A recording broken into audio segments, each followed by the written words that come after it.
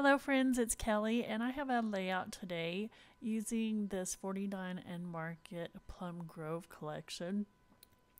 I'm just right here showing you what will be the base of my layout, and I am showing you the sketch that I will be using. This sketch comes from Lisa Sikorsky, and she runs a Facebook group called Scrapbook, and right now they are doing the festive sketch recipe. So you are to use 5 different items on this list of ingredients and add them to your layout inspired by the sketch. So I'm showing you real quick that I punched out all the pieces of laser cut elements from the 2 sheets. I just find from this collection, I just find that's easier for me instead of like pulling them out as I go. It just kind of helps with the flow of the layout, so I'm not having to stop and punch pieces out. So I'm using some of this washi tape from 49 and Market. I'm pretty sure that everything I used on this layout is 49 and Market products. I had thought about using some flare, but I ended up not using the flare. And that was not from 49 and Market. So oh, well, I am doing some mixed media, which this stuff is not from 49 and Market. This is just white gesso that I'm using to kind of tone down the honeycomb pattern a little bit, or the chicken wire pattern, and just adding a little bit of gesso to push that black back a little bit into the background. And then I have these products from Shimmers, and this was their November collection, and lots of fall colors. And since I'm doing a fall Thanksgiving layout, I thought I would go ahead and use these products, which all coordinate perfectly with this collection. So I'm just adding a little bit, using the package technique to add a little bit more color to this background. And then one of the things on the ingredient list, other than washi tape, I did use washi tape, is stencils.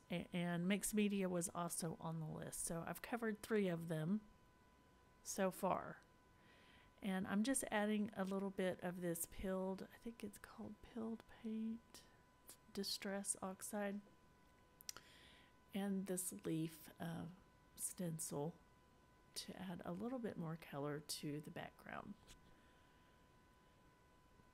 And so I'm using some of this was actually a cut apart from this Plum Grove sheet, and I'm just using that to kind of create my base going across the middle, and this is where the majority of my layout will go. Just creating this cluster going across the middle of the page. And one of the other elements from the ingredient list for this challenge was to use frames, and I was able to use 3 different frames on this layout. So right now I'm just cutting out some of these smaller background pieces to back my frames. I have a red frame and then this really pretty purple frame, which I never use purple, but it's just so pretty with these other colors that I had to use it. And I just backed those with some paper. I wanted to use the frames, but I didn't like how they looked as layering pieces without them being backed. So I just went ahead and used some of that pattern paper to back these 2 frames, and they will just kind of be part of the, what am I trying to say? The photo base. This is where my one photo will it'll be layered on top of these 2 frames, kind of at a cattywampus angle, or the frames are. So the photo is of me and my two daughters on Thanksgiving Day. Just my middle daughter just bought a new house and she wanted to host Thanksgiving this year at her house, and she had decorated really pretty, and so we all took kind of family photos in front of her front door area, which this picture kind of cropped out all the decorations. So, which is fine. You still see the wreath behind my head, but we have lots of family photos in this area, so you will see more coming soon, I'm sure. And so I'm just using some of those laser cuts to decorate now. Now I'm in the embellishment phase. I've got the base of my layout sorted out and figured out, and now is the fun part, and that is just embellishing. And so there was this really pretty kind of grapevine leaf wreath, and I just cut that in half because I wanted to add it in two different places. That's just a trick that I use quite often to make the embellishment stretch a little bit further. And I just kind of liked how that looked. I like that I love circular elements because it kind of softens the layout and takes away some of the harshness of all of the straight edges. And that is a trick I often use. I just adding a circular element, but florals work too, because a lot of florals have a kind of a organic circular shape, and I often use that, like in this instance. It's kind of softening the corner of that frame.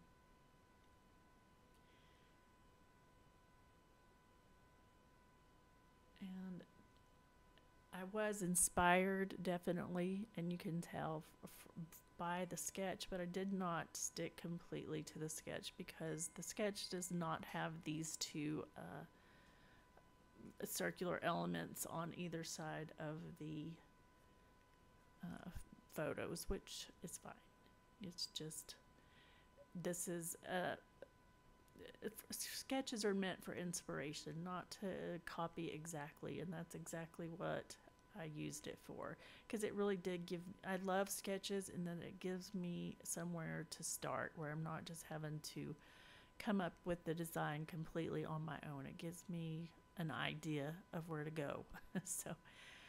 So I wasn't loving that the mixed media kind of warped my paper, and so I added lots of adhesive, and then I added it to this beautiful purple background, and it just gives my layout a little bit more stability too. And I feel like I should always just go ahead and start off with a matted background, because I always end up doing it. It's just something, it feels unfinished to me if I don't have like a frame or a mat around my layout. So I'm using the rub-ons that are part of this collection, and I chose the one that said thankful because I am very thankful for my family, for my girls. I'm very blessed to call them not only my daughters, but they're also my best friends.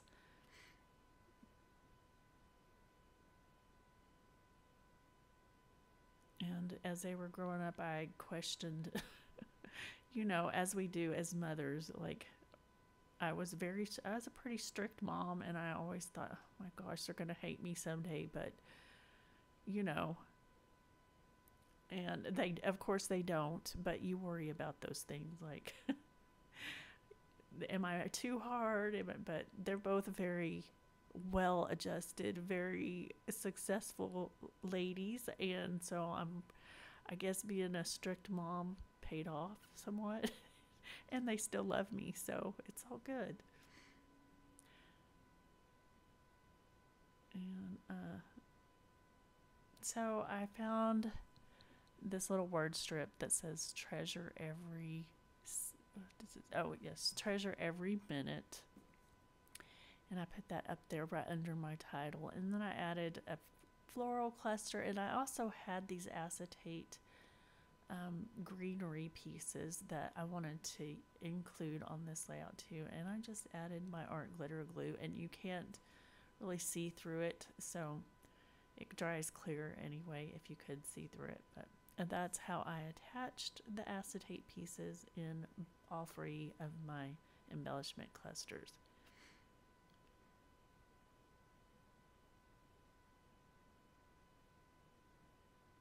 And I think I am close to being done here. I think I do. Oh no, I'm going to add a few butterflies to this layout, which is always a beautiful finishing touch, right? I love Katie Petit's butterflies. They are always so gorgeous, and it always seems to be the perfect little finishing touch. And I'm pretty proud of myself for using purple, because that is just not a color that I hardly ever scrapbook with. But I really love how it looks in this instant. I think it looks really pretty.